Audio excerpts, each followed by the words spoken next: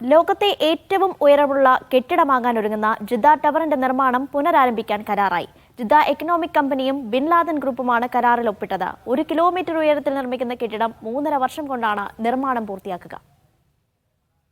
2013 April 1 ലോകത്തെ ഏറ്റവും ഉയരം കൂടിയ കെട്ടിടമെന്ന ലക്ഷ്യം വെച്ച് ജിദ്ദ ടവർ പദ്ധതിക്ക് തുടക്കമിട്ടത്. എന്നാൽ 2018 പാതി വഴിയിൽ വിവിധ കാരണങ്ങളാൽ പദ്ധതി നിർത്തിവെച്ചു. ഇതിനു പിന്നാലെയാണ് ഇപ്പോൾ വിവിധ ചർച്ചകൾക്കൊടുവിൽ കരാറിലെത്തിയത്. സൗദിയിലെ പ്രമുഖ നിർമ്മാണ കമ്പനിയായ ബിൻ ലാദൻ ഗ്രൂപ്പിനാണ് നിർമ്മാണ ചുമതല.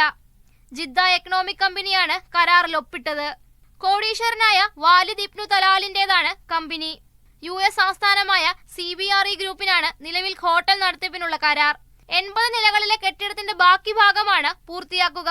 800 കോടി റിയാലാണ് പ്രതീക്ഷിക്കുന്ന ചിലവ്. നിർമ്മാണ ചുമതലയുള്ള ബിൻ ലാദൻ ഗ്രൂപ്പിന് തുക ഘട്ടം ഘട്ടമായി കൈമാറും. 1 കിലോമീറ്റർ ഉയരമുള്ള കെട്ടിടം ലോകത്തിലെ ഏറ്റവും ഉയരമുള്ള കെട്ടിടമായിരിക്കും. 30 ലക്ഷം ചതുരശ്ര അടി വിസ്തൃതിയുള്ള ഒരു നഗര കേന്ദ്രമായി ഇതിനെ മാറ്റുകയും ചെയ്യും.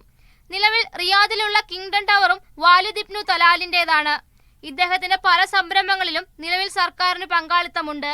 ജിദ്ദയിലെ ടവറും സൗദി ഭരണകൂടത്തിന്റെ മേൽനോട്ടത്തിലാകും പൂർത്തിയാക്കുക. പ്രവാസികളടക്കം ആയിരങ്ങൾക്ക് തൊഴിൽ സാധ്യതകളും പദ്ധതി സൃഷ്ടിക്കും. 2028 നിർമ്മാണം പൂർത്തിയാക്കാനാണ് തീരുമാനം. Media 1 Jeddah.